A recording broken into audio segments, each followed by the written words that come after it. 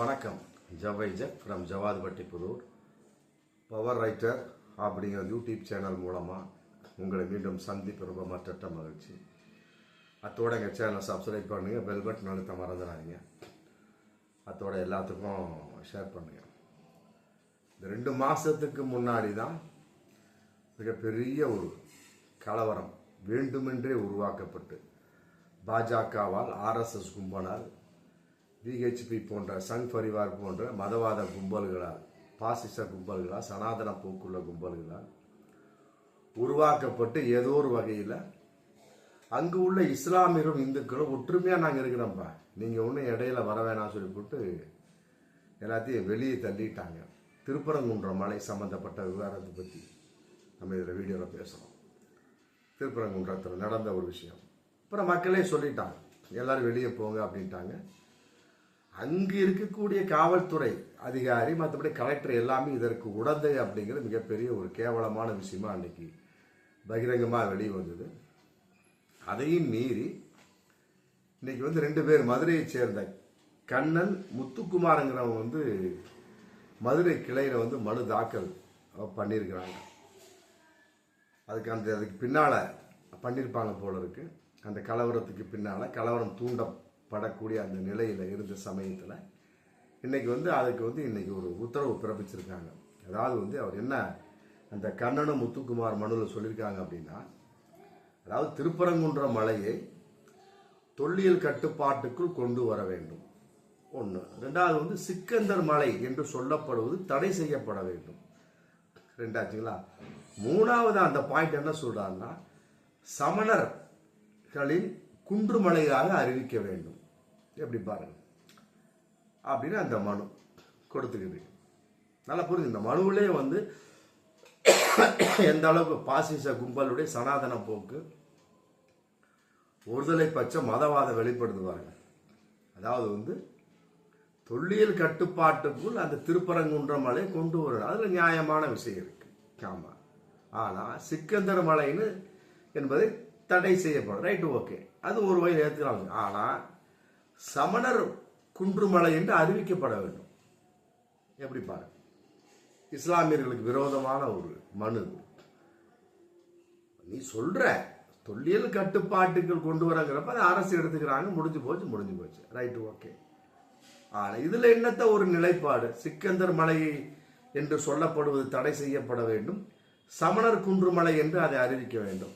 அப்ப சமணர்கள் வந்தாங்க அப்படின்னா அப்ப திருப்பரங்குன்றம் மலை சம்பந்தப்பட்ட அவங்க சொல்லுவாங்க, திருப்பரங்குன்றம் மலை எங்களுக்கு மலைங்க, இந்துக்கள் எல்லாம் வெளியேறிதுங்க, யாரும் உள்ள வராதிங்க அப்படின்னு சொன்னா என்ன பண்ணுவீங்க? எப்படியெல்லாம் ஒரு ட்விஸ்ட் பண்ணி ஒரு மனு தாக்கல் பண்ணிருக்காங்க. இதை பார்த்தாங்க காவல்துறை. ஏன்னா டக்குன்னு இதெல்லாம் ஒற்றுமைக்கு களங்கம் விளைவிக்கக்கூடியது. ஆனா பிரச்சனை சரி செய்யப்பட்டாச்சுங்க. ஏன்னா அதனால தீர்வெல்லாம் காணப்பட்டது போட்டு காவல்துறை ஒரு மனு கேட்பாங்க இல்லையா, கொடுத்துருக்காங்க. கொடுத்த உடனே அப்புறம் அதுக்கு பின்னாடி இந்த விளக்கத்தை ஏற்க மறுத்த தொல்லியல் துறை தனியாக அவங்க ஒரு தனியாக மனு கொடுக்குறாங்க. அதாவது தொல்லியல் கட்டுப்பாட்டுக்குள் கொண்டு வர பட வேண்டும் என்பது சரியான விஷயம், தொல்லியலுக்கு சொந்தமானது. ஆமாம். அதே நேரத்தில் எது செய்தாலும் எங்களை கேட்டுத்தான் செய்ய வேண்டும் என்பதை நீங்கள் அறிவிக்க வேண்டும். எப்படி பாருங்க, உட்காந்து தாயக்கூட்டை விளையாடுவாங்க. ஏன்னா இஸ்லாமியர்கள் போகக்கூடாது, அப்புறம் ஒரு அமௌண்ட்டை வாங்கிட்டு இந்துக்களும் போகக்கூடாதுன்னு தொல்லியல்துறை செஞ்சா என்ன ஆகும்? தொல்லியல்துறை சொன்னாங்கன்னு வச்சுக்க என்ன பண்ண முடியும் இந்த ஜனநாயக நாட்டில்? எப்படி நம்ம தொல்லியல்துறைக்கு சொந்தமான அறிவிக்கணுமா? தொல்லியல்துறை மனு தாக்கல் பண்ணியிருக்காங்க மதுரை ஹைகோர்ட்டில், இதில் கிளையில். அதே நேரத்தில் அங்கு ஏதாவது செய்ய வேண்டும் என்று எங்களிடம் கேட்டுத்தான் செய்ய வேண்டும். அப்போ இவங்க உட்காந்து தாயம் ஆடு விளையாட்டம் விளையாடுவாங்க. எப்படிலாம் பார்த்தா நீதிபதி, அப்பா கடவுள்லாம் சரியாக தான் இருக்கிறாங்க, உங்களை மாதிரி மனுஷங்க தான் சரியா இல்லை. ஏன்னா அதே நேரத்தில் தொல்லியல் துறை அப்படிங்கிறது ஒரு கட்டுப்பாட்டுக்கு கொண்டு வரக்கூடியது, ஏற்றுக்கொள்ள முடியாது. இந்த மலை திருப்பரங்குன்ற மலை என்பது பொதுவான மலை. ஆமாம், பொதுவானது, அதில் மாற்று கருத்தே இல்லை. எல்லோருக்கும் சொந்தமானது அப்படின்ட்டார். முடிஞ்சு போச்சு மதுரை கிளையில். அதனால இது சம்பந்தப்பட்ட பதில் மனு ஏப்ரல் 7க்குள்ள மீண்டும் வந்து தொல்லியல் துறை, மற்றபடி கண்ணன் முத்துக்குமார், மற்றபடி காவல்துறை சம்பந்தப்பட்ட எங்களுக்கு பதில் மனு தாக்கல் பண்ணுங்க, இதுக்கு உண்டான விளக்கத்தோட அழுது போட்டு இன்னைக்கு உத்தரவு இருக்காங்க. பாருங்க எப்படிலாம் ஒரு சுயநலமான ஒரு விஷயம் பாருங்க. தொல்லியல் துறைக்கு கூட ஒரு சுயநலம் இருக்கு. எது செஞ்சாலும் எங்களை கேட்டுதான் செய்யணுமா. இன்னைக்கு திமுக ஆட்சி மாறும், திமுக ஆட்சி இருக்கு, நாளைக்கு ஆட்சி மாறிச்சு வச்சுங்க, அப்ப இந்த இஸ்லாமிய மேல ஏறாதீங்க அப்படின்னு புதுசா ஒரு சட்டத்தை கொண்டு வர்றதா, இல்ல உத்தரவு பிறப்பிக்கிறதா, இல்ல யார்கிட்ட காது குத்துறது? கரெக்டா சொன்னாங்க நீதிபதிக்கு ரொம்ப எங்களுடைய பவர் ரைட்டர் யூடியூப் சேனல் மூலமாக வாழ்த்துக்களை தெரிவித்துக் கொள்கிறோம். பட் வந்து இது வந்து முடிவான நீதி இல்லையா, அடுத்தடுத்து மேல் முறையீடு போக வாய்ப்பு இருக்கு. ஆமா பார்ப்போம். அப்ப இன்னொரு மனு, அதாவது வேல் யாத்திரை போறாராம். அதாவது பாரத் இந்து முன்னணி அப்படிங்கிற கட்சியை சேர்ந்த வடசென்னை மாவட்ட துணைத் தலைவர் எஸ் யுவராஜ் மனு போட்டிருக்கார். நான் வந்து பிப்ரவரி 14ஆம் தேதி முடிஞ்ச பிப்ரவரி 14ஆம் தேதி எனக்கு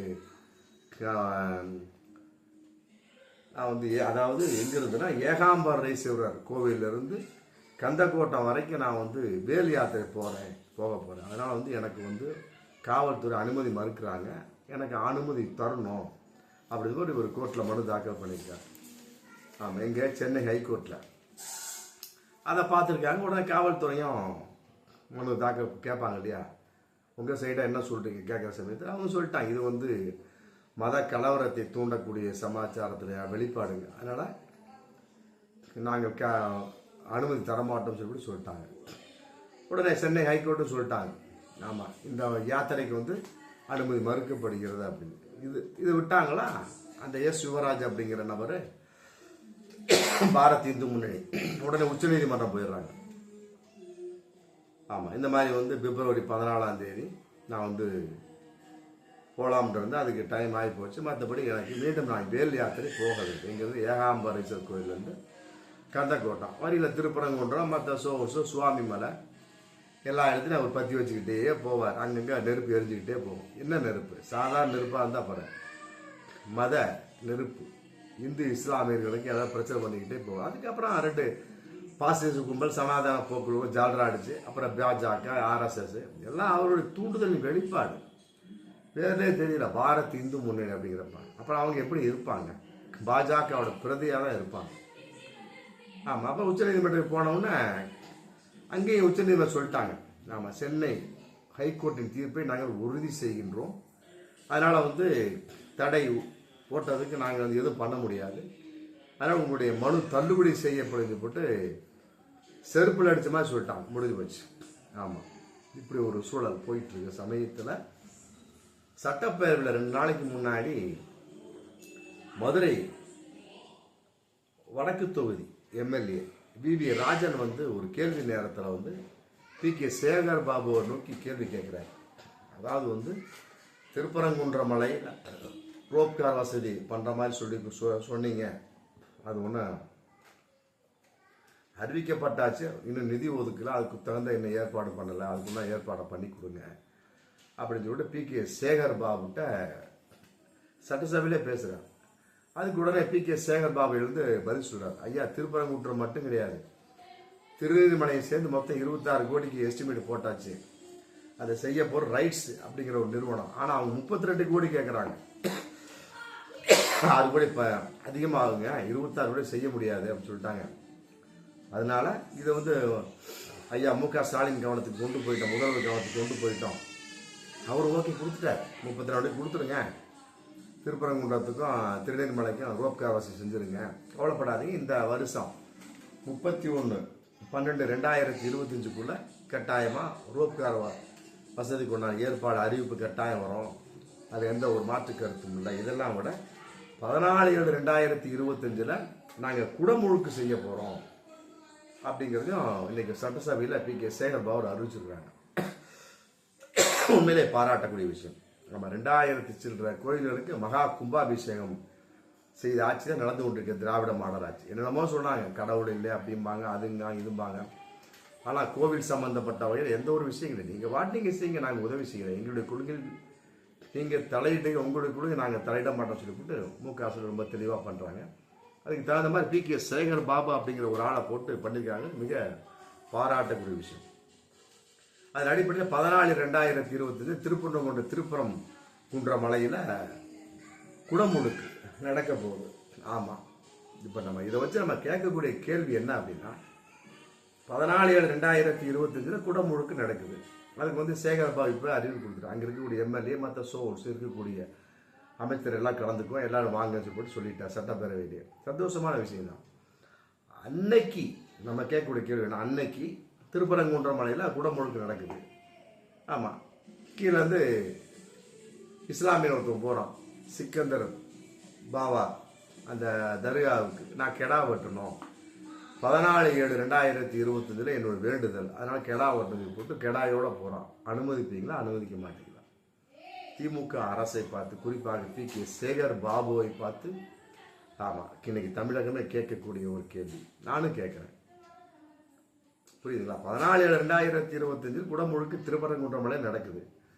அந்த நேரத்தில் ஒரு இஸ்லாமிய ஆட்டை கொண்டு போய் நான் வந்து 14/7/2025 வேண்டியிருக்கிறேனுங்க, அதனால ஆட்டை பழகிட்டு நான் கந்தூரி விழா செய்வேன் போட்டு போனான்னு தூக்கிட்டு போனான்னு வைங்க. குடமுழுக்கு நடந்துகிட்டு இருக்கு. ஒரு இஸ்லாமியனும் ஆட்டோட போகிறான் வெட்டுறதுக்கு. ஆமாம், இதற்கு வந்து அரசு அனுமதிக்குமா, அனுமதிக்காதா? ஆமாம், PK சேகர் பாபு நிலைப்பாடு என்ன? இந்து சமய நலத்துறை அமைச்சகத்தினுடைய நிலைப்பாடு என்ன? திமுக அரசு நிலைப்பாடு என்ன? ஆமாம், நல்லா உறுதி செஞ்சுங்க. என்ன கேட்டால், அந்த நேரத்தில் ஒரு இஸ்லாமியர் வந்து போனான்னு வைங்க, சரிங்க ஆடே வெட்டலை, சும்மாவாவது பாத்தியான்ட்டே போகிறான்னு வைங்க, இந்த பாசிச கும்பல் சனாதன போக அங்கே ஒழிஞ்சிருக்கும், ஏதாவது டிஸ்டர்ப் பண்ணுவாங்க.